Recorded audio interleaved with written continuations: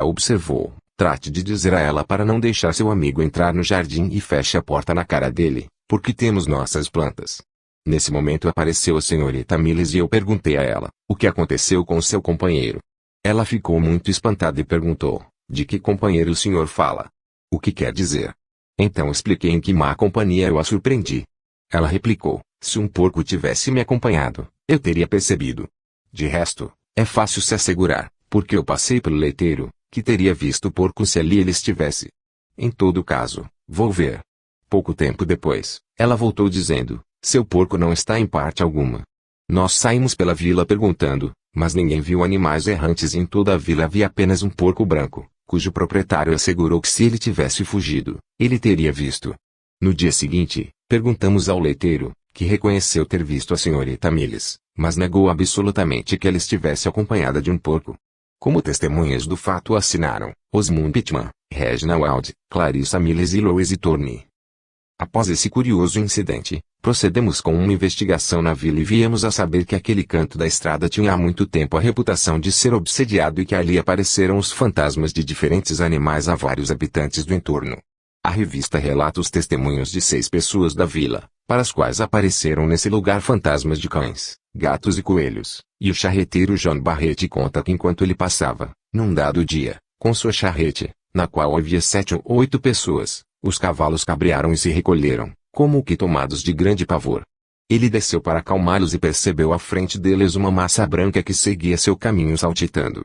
O relator, o Sr. Pittman, acrescenta: quando interrogamos aos camponeses sobre a possível causa das aparições, deram todos a mesma explicação. O responsável pelos fatos era Tommy King, um farmacêutico que tinha vivido 100 anos antes e que caiu de uma casa situada nessas paragens, de modo que o espírito do infeliz ainda circulava ali, aparecendo sob a forma de animais e fazendo barulhos estranhos.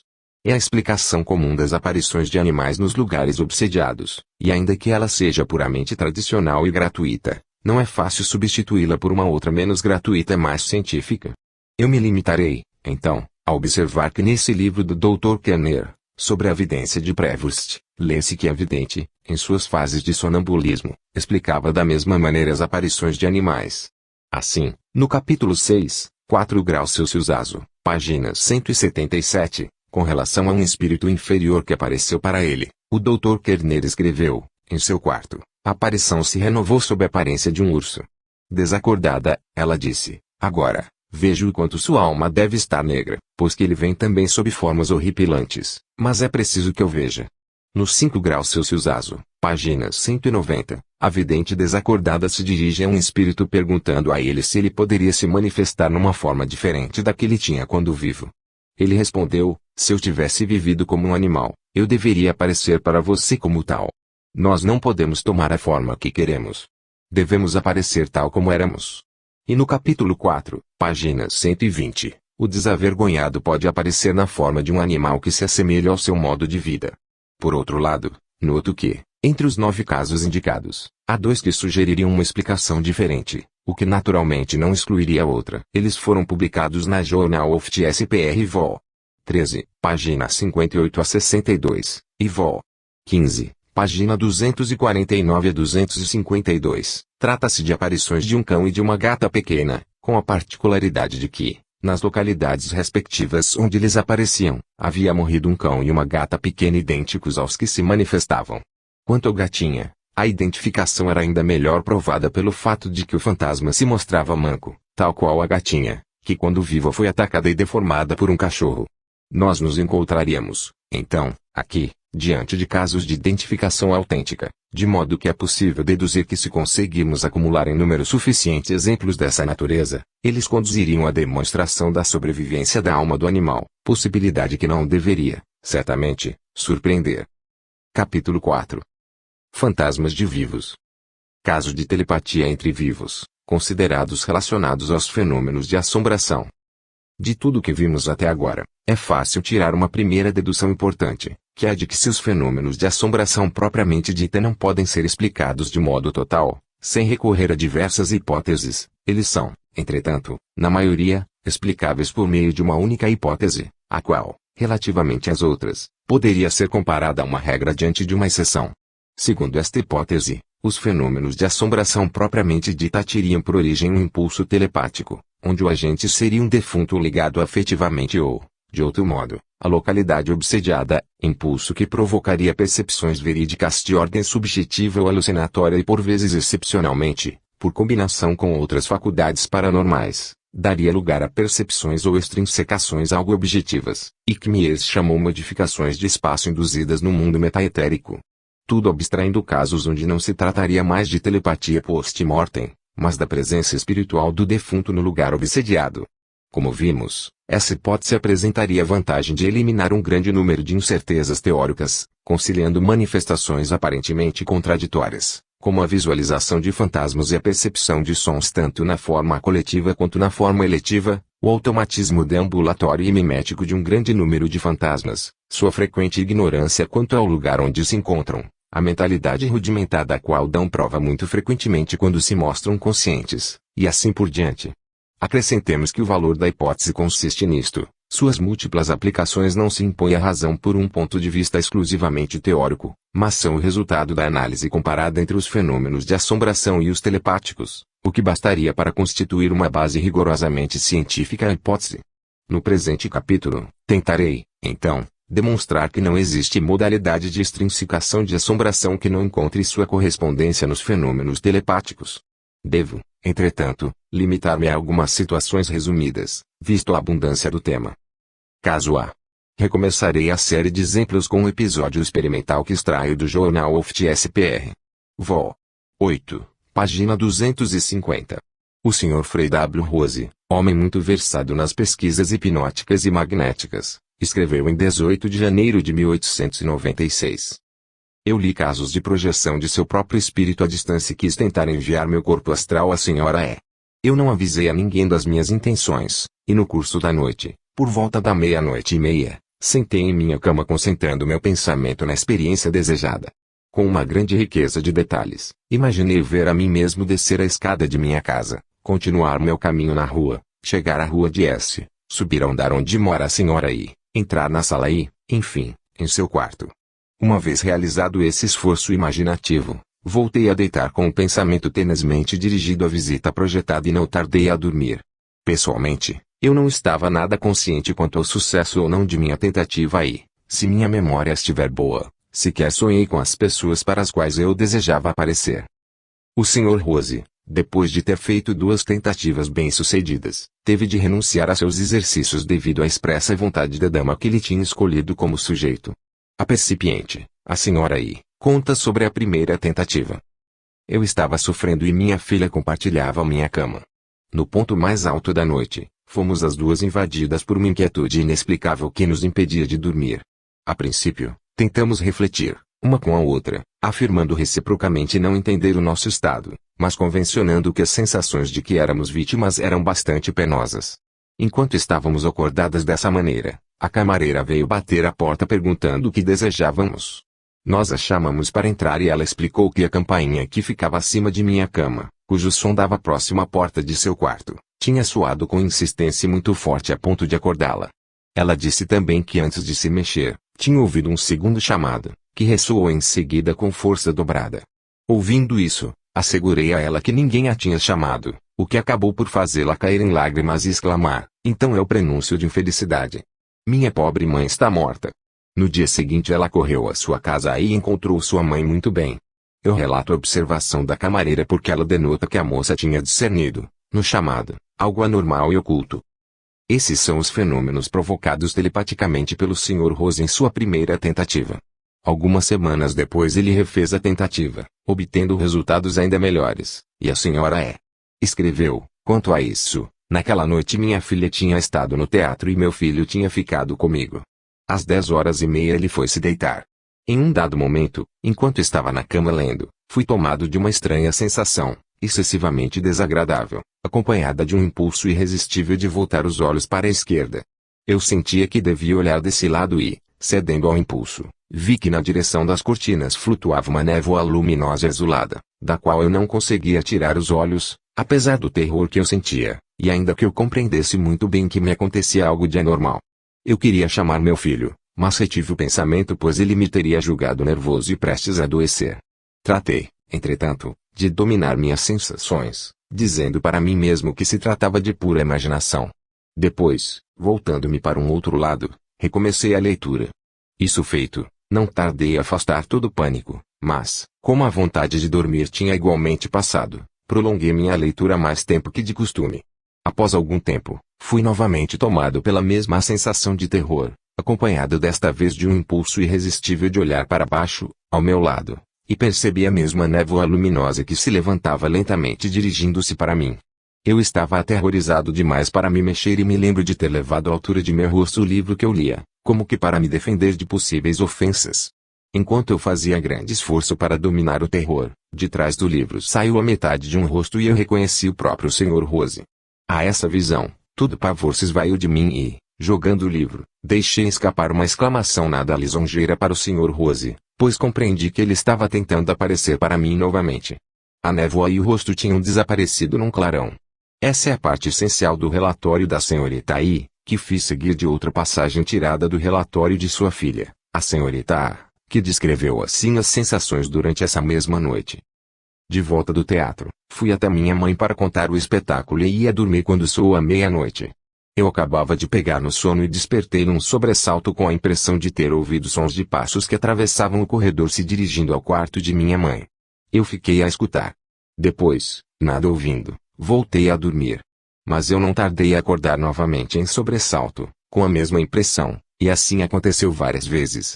Chegada a manhã, quis perguntar sobre isso à minha mãe, que se limitou a dizer que também ela tinha passado uma noite muito agitada. Dirigi-me, então, a meu irmão e soube que ele tinha experimentado as mesmas sensações, que ele tinha despertado várias vezes tomado por um sentimento inexplicável de terror. Ouvindo isso, minha mãe decidiu nos dizer que ela tinha visto o fantasma do Sr. Rose. Notemos que nesse exemplo que tem a vantagem de ser experimental encontramos as modalidades episódicas seguintes, comuns aos fenômenos de assombração propriamente dita. Primeiro a sensação impulsiva e irresistível que leva a se voltar para o lado onde estão localizados os fenômenos. Depois, o ouvir passos humanos relacionados ao pensamento do agente, o qual imagina atravessar o corredor onde ressoam os passos alucinatórios. Enfim, a visualização de névoas luminosas que precedem a aparição do fantasma do agente. Chama a atenção um outro fenômeno psíquico muito raro na casuística telepática, mas dos mais comuns no de poltergeist, o fenômeno de campainhas que soam. Essa intrusão no campo telepático é muito embaraçosa do ponto de vista teórico, pois seria preciso, para explicá-la, ter recorrido à hipótese de um centro fantasmogênico de algum modo objetivo no local implicado, o que daria lugar a uma hipótese da qual falaremos no capítulo sobre os fenômenos de poltergeist, segundo a qual uma parte dos fenômenos de assombração teriam uma origem mediúnica e, na ausência do médium, se explicariam por um fato de transmissão de energia mediúnica à distância. Nesse caso, a camareira da senhora E. possuiria faculdades mediúnicas, ou o agente telepático, Sr. Rose, teria de possuí-las. Um outro modo de superar a dificuldade consistiria em levar ao pé da letra as declarações do agente, o qual explica que ele tinha se proposto a enviar seu corpo astral à senhora I, de modo que nós nos encontraríamos diante de um fenômeno de bilocação. Eu noto, enfim, essa frase do Sr. Rose. Pessoalmente, eu não estava nada consciente do sucesso ou não da tentativa. Essa inconsciência, comum aos fenômenos magnéticos, hipnóticos e mediúnicos, se estende à grande maioria de casos de telepatia entre vivos, de modo que pela lei da analogia seria preciso estendê-la à grande maioria de casos onde o agente telepático é um defunto, o que explicaria a atitude automática de muitos fantasmas nos fenômenos de assombração. Caso B. Eu extraio do Jornal of the American SPR. 1910. Página 277. É um exemplo instrutivo de transmissão telepática involuntária. A senhorita Clara Griffin escreveu a Paisley Open 02 de novembro de 1909, nos seguintes termos. Eu me encontro com minha mãe e meu irmão em uma vila, na Great Salt Beach, para passar o verão ali. Eu me recuperava de uma longa e séria enfermidade, o que fez com que eu não me ocupasse de nenhum detalhe doméstico. Numa noite em que uma rajada de vento me impedia de dormir, levantei entre meia-noite e meia e depois de ter andado por algum tempo no quarto, aproximei-me da janela para olhar através dela. A lua brilhava no céu, o campo estava iluminado como se fosse dia. Enquanto eu contemplava a noite bela, vi sair da casa nossa empregada Lena, que foi tirar um bocado de pano pendurado em uma corda à mercê do vento. Eu a vi de modo tão distinto que não tive qualquer ideia de que poderia não ser ela mesma, em carne e osso. Quando amanhã minha mãe veio me perguntar como eu tinha passado a noite, eu lhe disse que tinha visto Lena sair para tirar as roupas e quando Lena veio me trazer meu café da manhã, eu repeti que a tinha visto tirar as roupas numa hora muito incomum. A essas palavras, ela me olhou surpresa e me disse que ela não tinha saído mas que, ouvindo soprar o vento com violência, ficou muito preocupada com a roupa que ficou do lado de fora e que ela ficou acordada mais de uma hora por volta da metade da noite, sempre atormentada pelo pensamento de que ela deveria ter saído para retirá-las, mas terminou por voltar a dormir. Assinado, Jane R. Griffin. Esse caso é muito interessante porque confirma os comentários aos quais demos seguimento no caso precedente, quanto à ignorância do agente telepático no que concerne às percepções alucinatórias por seu próprio pensamento. Entretanto, no episódio precedente, a ação telepática era voluntária, enquanto aqui é involuntária, de modo que o episódio serve de complemento ao outro e demonstra com bastante eficiência que os deslocamentos automáticos de fantasmas obsessores não autorizam em nenhuma hipótese que se negue a existência de uma relação causal entre o fantasma representando um defunto e o espírito do próprio defunto, como pretendia Podmore.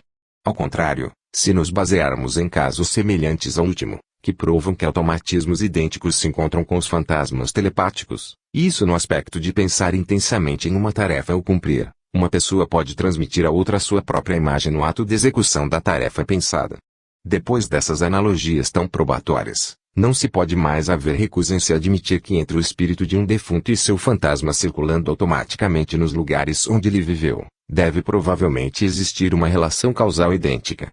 Resta, então, entender que os automatismos de fantasmas obsessores não são uma razão para se negar a origem espírita, mas somente uma boa prova em favor da hipótese que os considera como fantasmas telepáticos tendo sua origem no pensamento de defuntos que se manifestam. Caso C. O reverendo Arthur Hamilton Boyd comunicar a Society for Psychical Research, Journal of the SPR, Vol. 8, página 321, o seguinte incidente pessoal.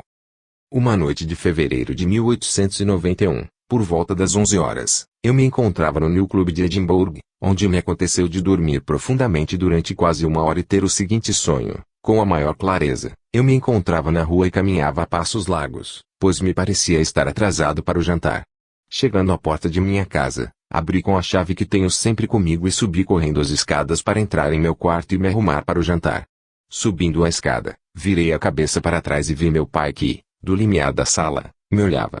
Aqui eu acordei, constatando que era tarde e que já havia passado alguns minutos da meia-noite. Coloquei-me a caminho da casa, num passo rápido.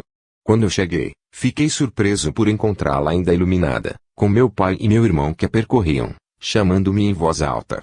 Quando meu pai me viu entrar, mostrou-se extremamente espantado e me perguntou de onde eu vinha. Eu respondi que eu voltava do clube. Então, ele quis saber se eu já não havia entrado por volta da meia-noite. Tendo respondido negativamente, ele me contou o seguinte: como de costume, ele ficou na sala até por volta da meia-noite. Depois, ele se levantou para ir para a cama e, enquanto colocava o pé no limiar para passar na antessala, escutou bater a porta da casa e me viu distintamente atravessar a sala e subir rapidamente a escada. Seguindo-me com os olhos, ele me viu voltar para olhá-lo e depois desaparecer. Entrando em seu quarto, disse à minha mãe que ele tinha fechado o trinco da porta da casa porque eu já tinha entrado. Minha mãe observou que achou estranho que eu fosse entrar e passar diante de sua porta sem falar com ela e, como ela insistia nisso, e não parecia convencida de que eu estivesse na casa, meu pai decidiu ir ao meu quarto onde, para seu grande espanto, não me encontrou. Juntando-se a meu irmão, colocaram-se a inspecionar todos os cômodos e foi então que eu realmente cheguei. Jamais esquecerei nossa estupefação diante de um evento tão extraordinário. Assinado, ver. Arthur Hamilton Boyd, Amando relator escreveu confirmando o precedente. Nota-se aqui o detalhe do fantasma que se volta para olhar seu pai, mostrando-se consciente do lugar onde ele se encontra. Acrescentemos que o detalhe em questão, coincidindo com a situação idêntica sonhada pelo agente, denotaria nele um estado de lucidez que lhe permitiu ver que quando sonhou subir as escadas de sua casa, seu pai colocava o pé no limiar da sala, de modo que o episódio deveria ser considerado como um exemplo de clarividência telepática em sonho. A menos que não queiramos considerá-lo como um caso de bilocação em sonho. Mas não é este o momento de discutir problemas desse tipo. Que seja suficiente observarmos aqui que quanto aos fantasmas conscientes do meio onde se encontram, podemos opor episódios de telepatia entre vivos aos de assombração propriamente dita. Eu ressaltaria também o episódio auditivo da porta da casa batendo devido à entrada do fantasma do filho e isso relacionado à ação análoga sonhada. Ora, como todo mundo sabe, os episódios de portas que batem são os mais comuns nos casos de assombração. Caso D.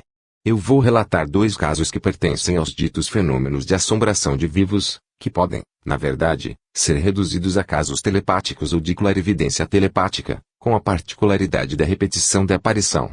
De todo modo, os casos dessa natureza são tão raros que em minha classificação eu não conto mais que 6, dos quais um é bastante duvidoso do ponto de vista probatório, um outro aparece, ao contrário, bastante discutível do ponto de vista do elo causal entre a assombração e o pretenso agente, caso Montpesson, no livro bem conhecido de Glanville, e 2 outros que não ultrapassam em nada o círculo de casos telepáticos puros e simples, de modo que não resta, na realidade, mais que 2 para representar a classe. E os reproduzo aqui. O primeiro caso é rigorosamente documentado e uma das relações testemunhais foi escrita antes da identificação do fantasma. Eu extraio do Report of the Census of Hallucination, Proceedings of the SCPR, Vol. 10, página 360. Não revelamos os nomes dos protagonistas, que são pessoalmente conhecidos da Sra. Cirque. MCS. Escreveu na data de 30 de dezembro de 1889. No sábado mais próximo da data de 22 de outubro de 1886, encontrando-me na casa do Dr. I, aconteceu-me de entrar na sala por volta de 4 horas da tarde, e percebi uma jovem vestida com um casaco marrom de gola larga, que estava sentada no canapé de modo que eu a via de costas. Ela ficou imóvel nesse lugar durante alguns minutos, enquanto eu me entretinha com a Sra. E. E um outro visitante. À luz do fogo da chaminé, seus cabelos tinham o reflexo de um roxo dourado. Quanto ao rosto, eu não percebia mais que a bochecha direita, que parecia cheia e fresca. Por sua atitude, compreendia-se que ela estava lendo. Quando o visitante se foi, eu esperava me apresentar à jovem e dei alguns passos adiante, mas não a vi mais. A sala estava iluminada por 2 lâmpadas a gás e por um fogo muito vívido. A jovem voltava as costas à lareira e estava sentada em meio ao canapé, enquanto a Sra. E. ocupava o lado perto do fogo. Eu pedi explicações sobre isso à Sra. I. Mas ela protestou não saber nada da jovem e pareceu alarmada quanto ao que aconteceu, de modo que fiz do caso uma brincadeira. No ano seguinte, a mesma aparição, vestida da mesma maneira, foi percebida pela camareira do Dr. I, que descreveu o fato nesses termos.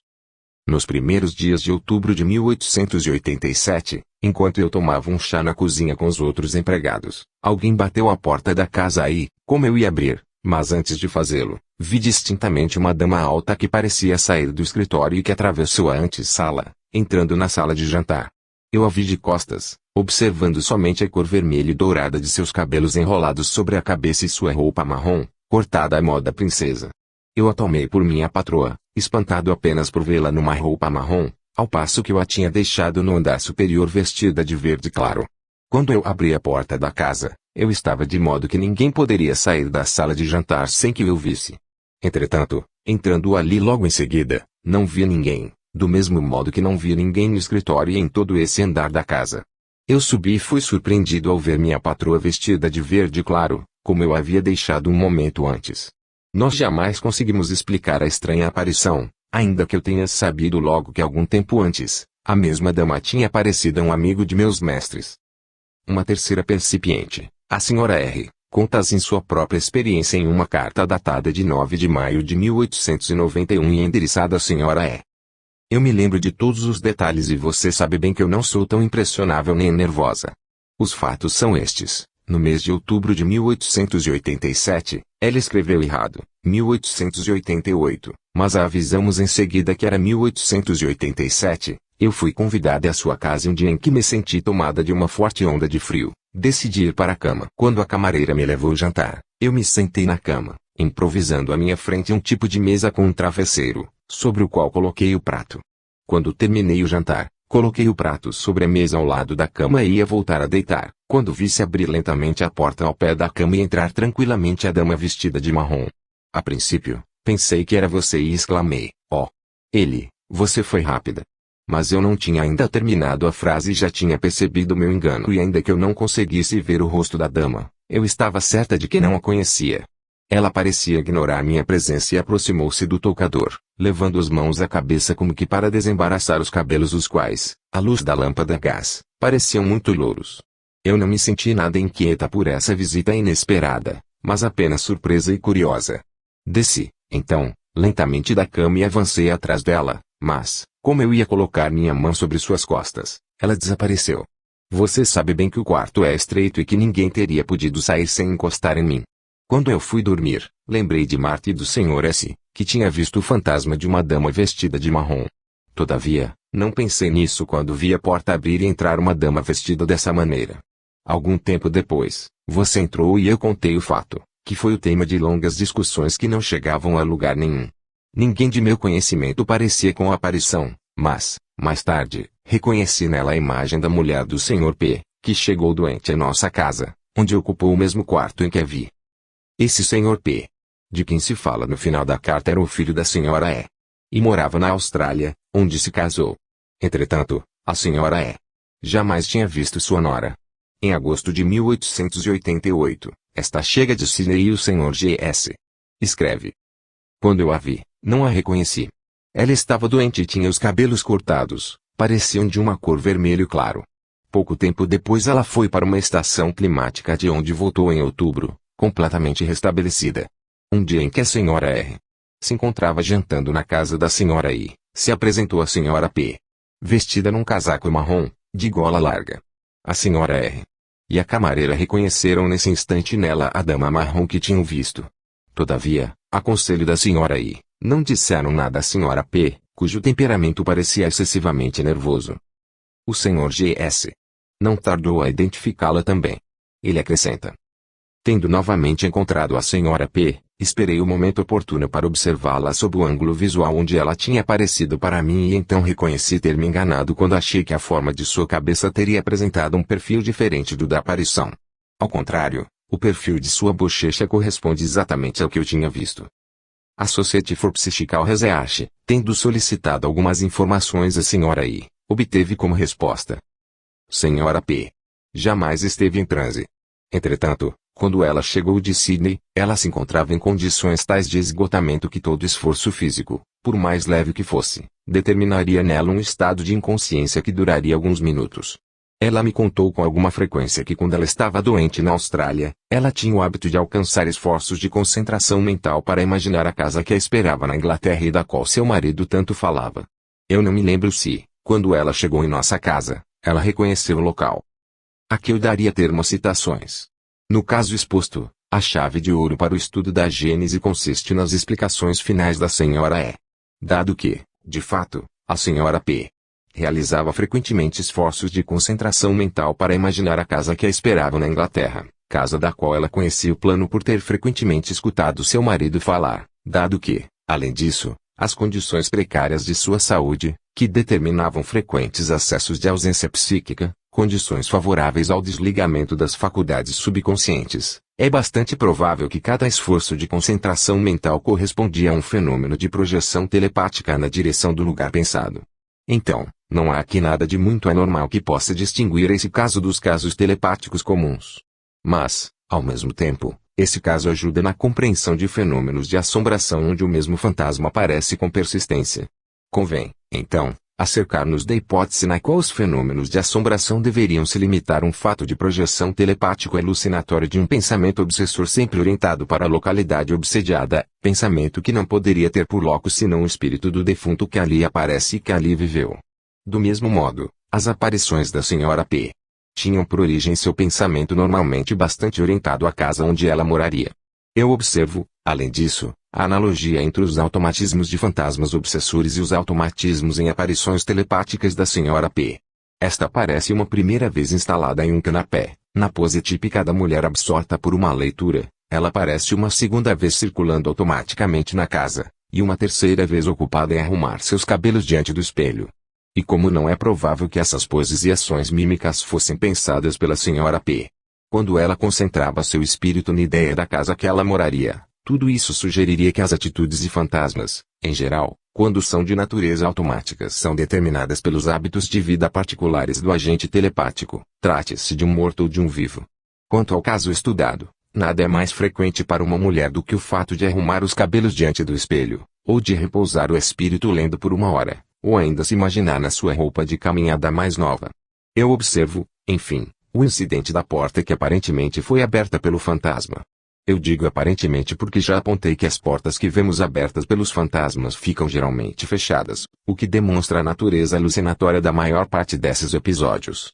Entretanto, seria necessário para nossa tese a observação de que igualmente nos casos de telepatia entre vivos, a exemplo do que acontece nos casos de assombração propriamente dita, acontecem episódios de portas vistas abertas pelos fantasmas. Caso é. Eu extraio da Revue de Ciências Psíquicas, 1902, página 151.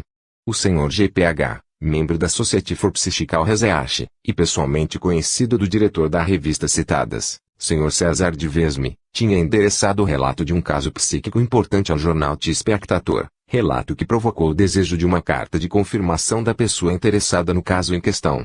Eis a carta. Ao diretor do Spectator, Sr. A carta que lhe foi enviada pelo Sr. G.P.H., e que o senhor publicou em sua edição de 1 de junho, sob o título A Casa do Sonho, se relaciona evidentemente a um sonho tido por minha mulher, atualmente falecida. O relato é exato de modo geral, ainda que não alcance em nada a reconhecer a identidade de seu correspondente. Mas a mesma história foi relatada de modo menos exato nos diários de Simon Stuart Grant Duff, citado em seu artigo de 25 de maio. Não seria, então, desnecessário de minha parte que eu fizesse um breve reconhecimento desse evento. Há alguns anos, minha mulher sonhou várias vezes com uma casa da qual ela descreveu a arrumação interior em todos os detalhes, ainda que ela não tivesse qualquer ideia da localização onde esse edifício se encontrava. Mais tarde, em 1883, aluguei de Lady B, no outono, uma casa nas montanhas da Escócia, rodeada de terrenos para caça e de tanques para pesca. Meu filho, que se encontrava na Escócia, tratou do negócio sem que eu e minha mulher visitássemos a propriedade em questão. Quando enfim cheguei ao local, sem minha mulher, para assinar o contrato e tomar posse da propriedade, Lady B ainda morava na casa. Ela me disse que, se eu não me opusesse, ela me arrumaria o quarto que ela normalmente ocupava e que tinha sido, durante algum tempo, obsediada por uma pequena dama que fazia contínuas aparições. Como eu era bastante cético quanto a essas coisas, respondi que ficaria encantado em conhecer sua visitante fantasmagórica. Eu fui dormir, então, nesse quarto, mas não tive a visita de nenhum fantasma. Mais tarde, quando minha mulher chegou, ela ficou surpresa por reconhecer, nessa casa, a casa do sonho. Ela o visitou em cada recanto, todos os detalhes correspondiam ao que ela tinha visto tão frequentemente em sonho. Mas, quando ela desceu de novo à sala, ela disse, porém, esta não pode ser a casa do sonho, pois aquela tinha ainda destilado uma série de quartos, que aqui não tem. Alguém logo lhe respondeu que os quartos em questão realmente existiam, mas que não se chegava a eles pela sala. Quando lhe mostraram os cômodos, ela os reconheceu perfeitamente cada um. Ela disse, entretanto, que lhe parecia que um deles não era quarto de dormir quando fez a visita em sonho. Compreendeu-se, de fato, que o cômodo em questão tinha sido transformado em quarto de dormir há pouco tempo. 2 ou 3 dias depois, minha mulher e eu visitamos Lady B. Como elas não se conheciam ainda, apresentei uma outra. Lady B logo exclamou, a senhora é a dama que assombrava meu quarto. Eu não tenho explicação quanto a esse evento.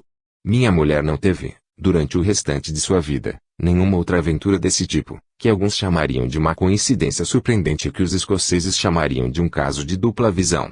Minha cara mulher certamente seria a última pessoa no mundo que teria deixado sua imaginação tirar seu juízo. Posso, portanto, garantir, tal como os outros membros da família, que ela deu uma descrição exata e detalhada de uma casa que era organizada de um modo muito especial e isso bem antes que ela ou os outros membros de sua família tivessem conhecimento de que a casa em questão existia. O senhor está livre para dar meu nome às pessoas que se interessarem seriamente pelas pesquisas psíquicas e que possam desejar obter outras informações quanto ao tema.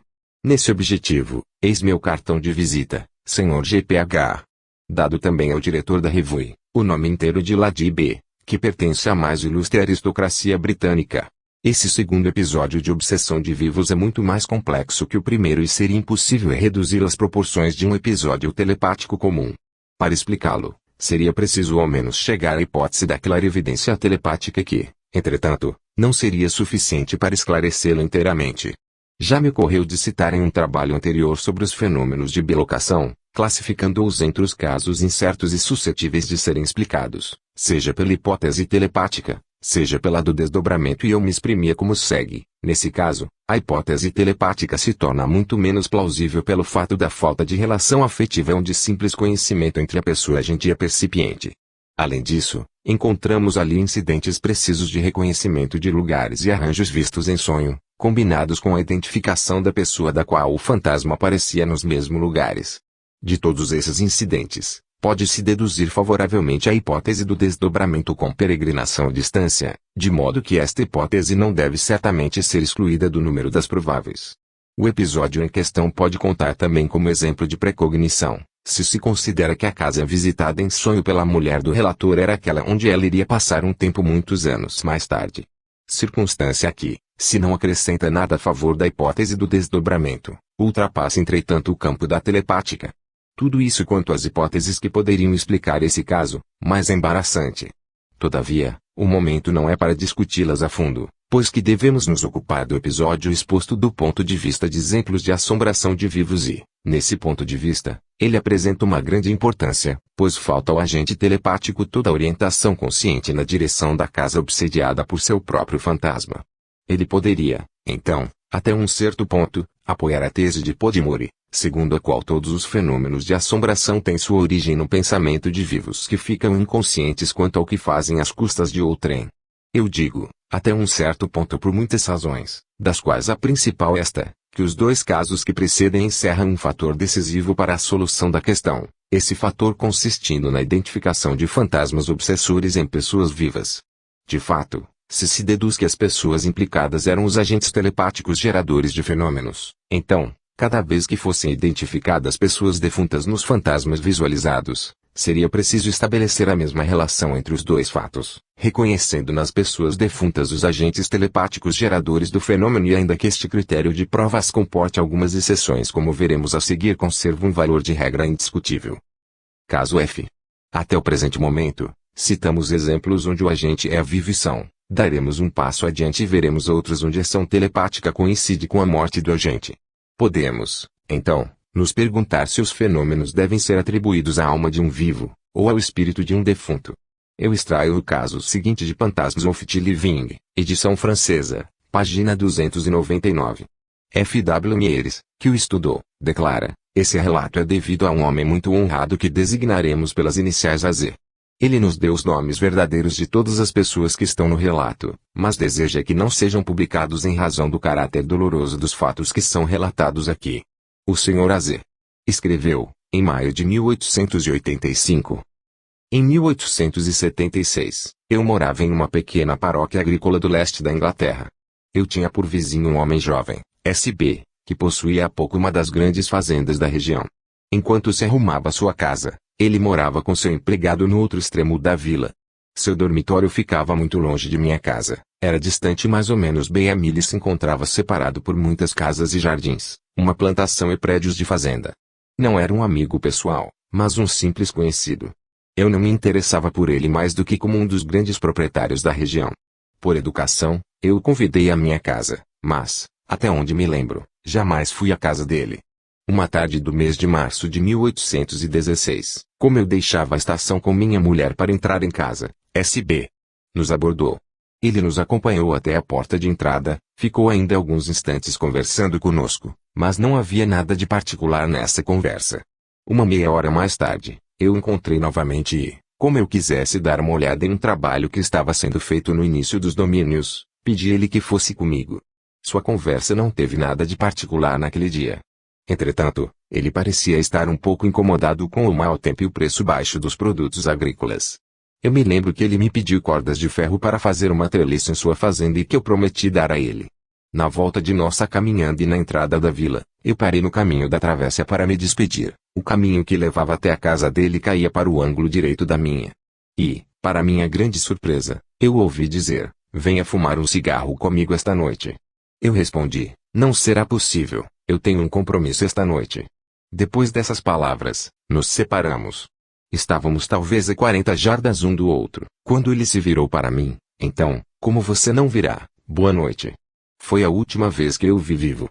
Eu passei a noite escrevendo em minha sala de jantar. Posso dizer que por algumas horas, provavelmente o pensamento do jovem B não me ocorreu em momento algum. A noite estava brilhante e clara e a lua estava cheia, faltava pouco, não ventava. Desde que eu entrei, havia nevado um pouco, o suficiente para embranquecer a terra. Por volta das 9h55, eu me levantei e deixei o quarto. Peguei uma lâmpada sobre a mesa do vestíbulo e a coloquei sobre um gueridon, localizado na abertura da janela da copa. As cortinas das janelas não estavam fechadas. Eu acabava de pegar na biblioteca um volume da obra de Mackenzie Livray, sobre os pássaros da Inglaterra, para procurar nela uma informação. Eu estava lendo a passagem, o livro próximo da lâmpada e minhas costas apoiadas contra a persiana, em uma posição onde eu podia ouvir o menor barulho de fora. De repente, ouvi distintamente que alguém abriu a porta da frente e que também a fechou. Depois, ouvi passos precipitados que avançavam no caminho. Os passos eram, no início, distintos e sonoros, mas, quando chegaram à frente da janela, o gramado que estava abaixo da janela abafando o som e, ao mesmo tempo, tive consciência de que algo estava perto de mim, do lado de fora, separado apenas pela fina báscula e pelo quadro de vidro. Pude ouvir a respiração curta, ofegante, penosa do mensageiro, ou de quem quer que fosse, que se esforçava por retomar o fôlego antes de falar. Teria sido atraído pela luz que passava através das cortinas. Mas, subitamente, parecido com um tiro de canhão, ressoou de dentro, de fora, de todos os lados, o mais aterrorizante grito, um gemido, um lamento prolongado de horror que gelou o sangue de minhas veias. Não foi apenas um grito, mas um grito prolongado, que começou numa nota muito elevada, depois abaixou e que tinha se engrenado se espalhando em gemidos para cima. Ele se tornava mais e mais fraco, como se desaparecesse nos soluços e dores de uma horrível agonia. Impossível descrever meu susto e meu horror, aumentados 10 vezes quando retornei à sala de jantar e encontrei ali minha mulher, tranquilamente sentada para o café da manhã e que estava afastada apenas 10 ou 12 pés. Ela não tinha ouvido nada. Eu vi isso na primeira olhada. Pela posição em que a encontrei sentada, eu podia concluir que ela teria escutado o menor barulho que acontecesse do lado de fora, e sobretudo o barulho de passos na areia. O que houve? Há certamente alguém do lado de fora, eu disse. Então, por que você não sai para ver? Você sempre faz isso quando ouve algum barulho incomum. Eu disse, há algo tão estranho e tão terrível nesse barulho que eu não ouso verificá-lo. Deve ser a Bansea que gritou. O jovem S.B., depois de ter saído comigo, tinha entrado em sua casa. Ele passou a maior parte da noite no sofá, lendo um romance de Whit Melville. Ele tinha visto seu empregado às 9 horas e lhe deu ordens para o dia seguinte. O doméstico e sua mulher, que moravam sós na casa com S.B., foram dormir. Na investigação o doméstico declarou que quando ele tinha ido dormir, foi bruscamente acordado por um grito. Ele correu para o quarto de seu patrão, encontrando-o expirando no chão. Constatou-se que o jovem B. estava sem camisa, com um meio copo de água, no qual ele tinha colocado um frasco de ácido prússico. Ele tinha procurado pela manhã sob pretexto de envenenar um gato. Na verdade, não era um gato. Ele tinha subido e, depois de ter entrado em seu quarto, esvaziou o copo soltando um grito. Estava morto. Tudo isso se passou, por menos que eu possa sabê-lo, no momento exato onde eu tinha sido tão chocado em minha casa. É totalmente impossível que nenhum barulho, exceto talvez o de um tiro de canhão, possa chegar a meus ouvidos da casa de B. Forçado a partir no primeiro trem, saí no dia seguinte mais cedo e, examinando o terreno abaixo da janela, não encontrei nenhum passo na areia ou no gramado. O chão estava ainda coberto pela fina camada de neve caída na noite anterior. Eu não obtive os detalhes da tragédia senão na tarde do dia seguinte. Dizem que o motivo do suicídio era um mal de amor. A mulher do relator, Sra. Z., escreveu confirmando o que precede. O fato da eletividade das manifestações, concentrado nesse caso, é muito comum nos fenômenos de assombração e, ainda que pareça improvável que uma pessoa sã e normal deva ter toda uma sucessão de sons exprimindo o desenvolvimento de uma ação precisa, enquanto outras nada escutam, deve-se dar a evidência. O fenômeno da eletividade, quando é telepático, é instrutivo porque pode-se encontrar sua origem e demonstrar assim que as alucinações sensoriais, ainda quando não são compartilhadas pelos presentes, podem pertencer à classe de alucinações verídicas causadas à distância pelo pensamento de um vivo, nenhuma diferença existindo quanto a isso entre as manifestações coletivas e eletivas. Resta somente aplicar esse critério às manifestações de assombração da ordem eletiva, unificando-as a seu turno com as de ordem coletiva, pelo que concerne sua natureza possível de alucinações verídicas causadas à distância pelo pensamento de um defunto. Isso posto, quantos outros mistérios ficam para resolver? Por exemplo, não conseguimos explicar como o pensamento de um agente telepático deve, por vezes, se exprimir sob a forma racional da aparição de seu fantasma, e outras vezes sob a forma irracional de uma ação auditiva onde uma mensagem de morte é telepaticamente realizada por sons alucinatórios que, sucessivamente, simulam o bater de uma porta aberta e fechada, o eco de passos precipitados, a respiração ofegante de uma pessoa e o som de gritos desesperados. Tudo isso parece extraordinário, mas fatos são fatos e, do nosso ponto de vista, essas formas aparentemente absurdas de mensagens telepáticas têm por consequência torná-las menos absurdas, e, consequentemente, mais facilmente aceitáveis, as manifestações de assombração, onde os silogismos desta natureza representam a regra. Quanto a explicar as causas desses silogismos, a empreitada é árdua e prematura. Eu diria somente que, de acordo com o que se observa na gênese das alucinações patológicas e na psicanálise dos sonhos, pode-se deduzir que a forma aparentemente caprichosa sob a qual se manifestam as alucinações telepáticas e de assombração, representam a via de menor resistência para a transmissão da mensagem sobrenormal da subconsciência à consciência, mensagem que, na maior parte do tempo, se manifesta sob forma simbólica, algumas vezes espontânea e apropriada, mas mais frequentemente trabalhosa e truncada. Daí segue que as formas revestidas pelas manifestações em questão dependeriam de idiosincrasias especiais às mentalidades do agente e do percipiente, combinadas. Caso G. Eu extraio do estudo de Mears sobre os fenômenos telepáticos publicado no Vol, página 187, do jornal of TSPR. A filha de um ministro da Igreja Anglicana, falando da paróquia de B, da qual seu pai era reitor, escreveu a Mears nestes termos. Meu pai não era beneficiário da paróquia, mas unicamente o reitor interino.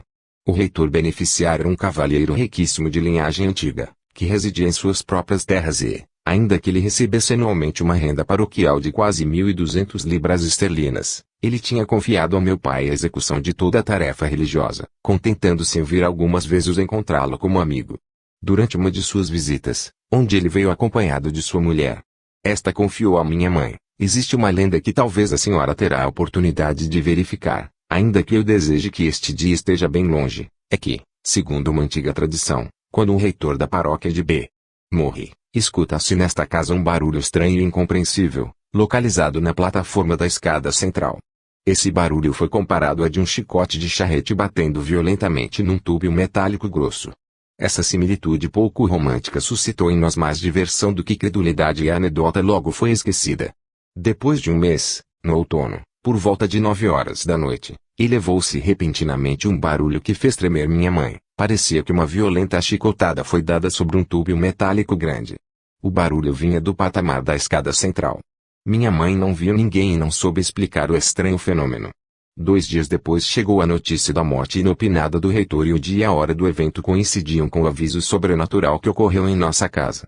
O reitor tinha sido vítima de um ataque de apoplexia quando se encontrava em visita a mais de 50 milhas da paróquia e uma meia hora depois ele morreu. Até o momento da crise, ele jamais reclamou de nenhum tipo de desconforto.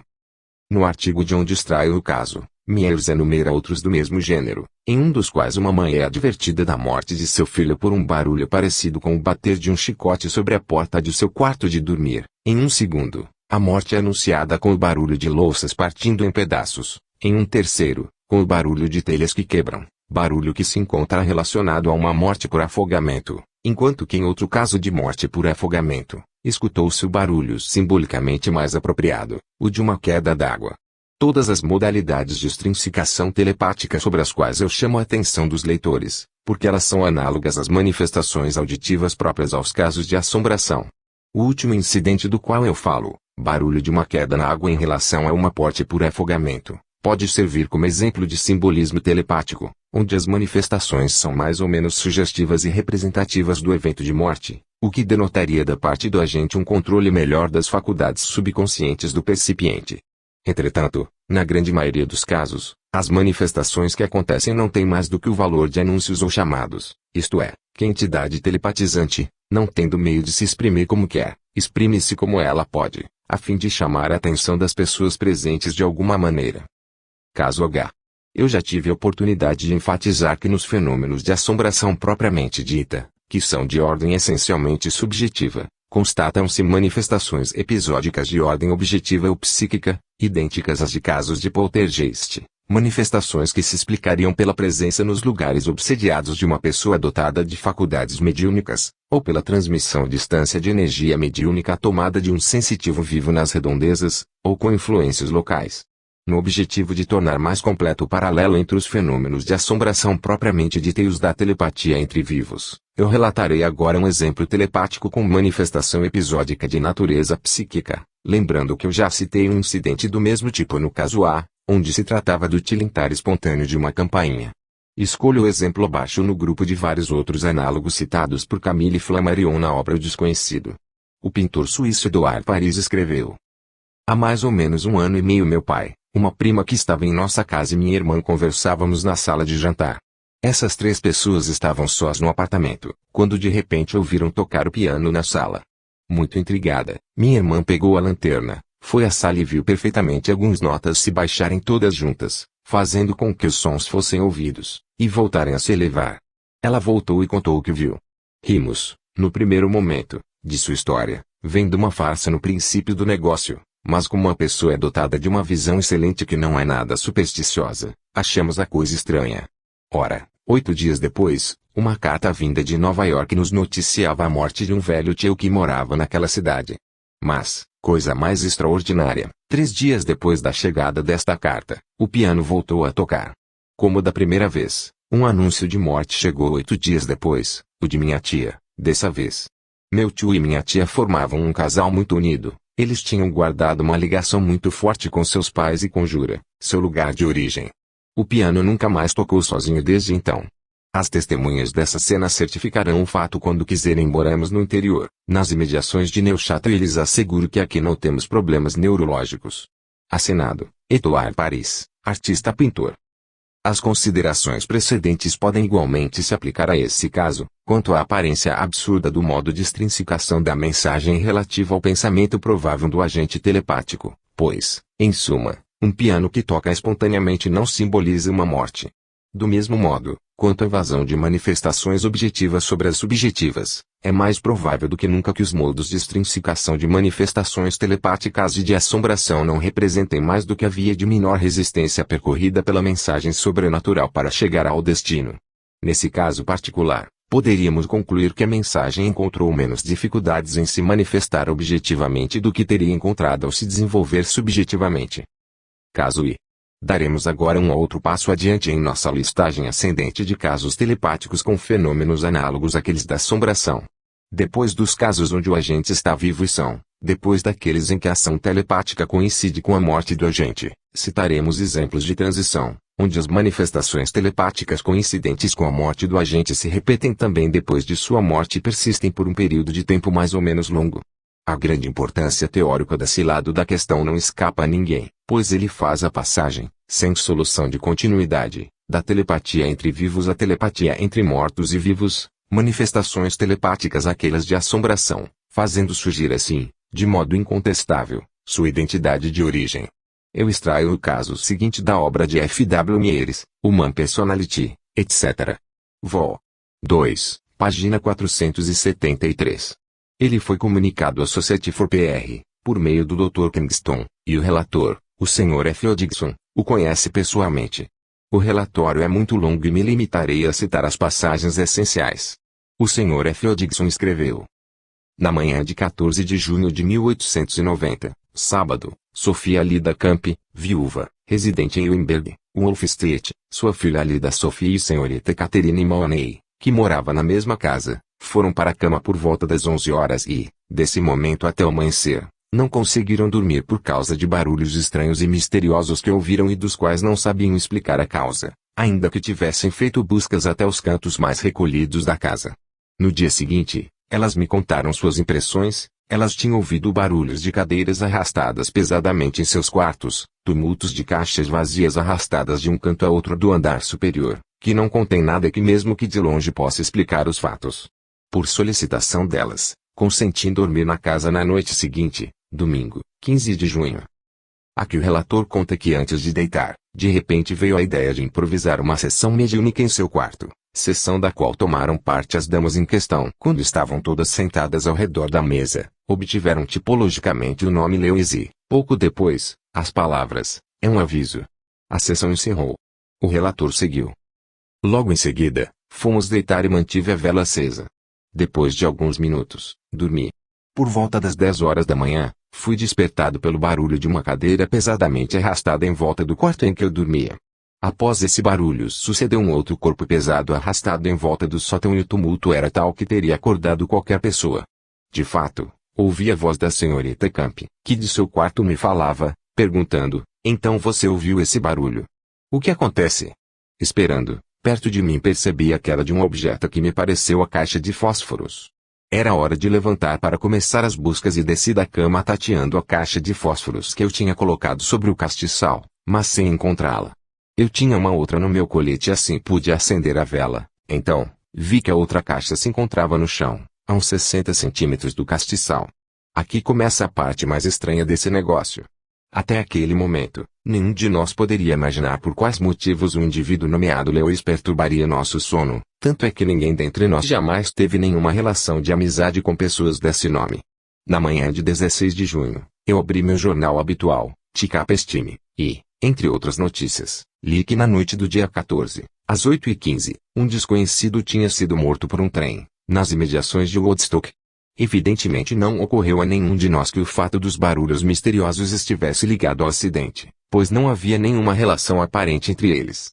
Na edição de terça-feira do mesmo jornal, apareceu o relatório da investigação executada sobre o acidente e a vítima permanecia desconhecida.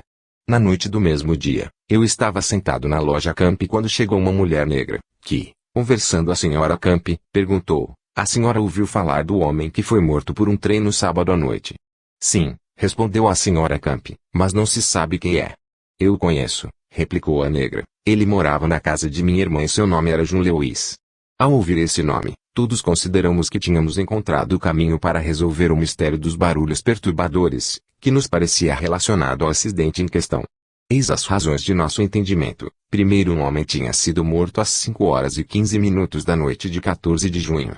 Segundo, a senhora Camp tinha fechado sua loja às 10 horas, ela foi dormir às 11 horas e a partir daí começaram os barulhos.